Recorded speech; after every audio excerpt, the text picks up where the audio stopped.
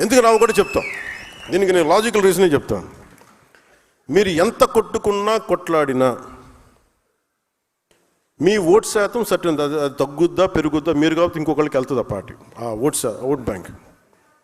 కానీ నేను ప్రత్యేకించి నా కంఠంలో ప్రాణం ఉన్నంత వరకు ఆంధ్రప్రదేశ్కి, తద్వారా భారతదేశాన్ని సమగ్రతకి భంగం వాటిల్లకుండా చూసుకునే బాధ్యత, దానికోసం ఎన్ని ఎత్తులైనా వేస్తాం. అవసరం అయితే అంటే అందుకనే చెప్తున్నా, మీరు ఆ భాషను వదిలేయండి. మీరు గొప్పగా మీరు వెళ్ళండి, నాకే ఇబ్బంది లేదు. కానీ మీరు రౌడీలను వెనకేసుకొస్తాం, గంజా చేసే వాళ్ళని మేము వెనకేసుకొస్తాం.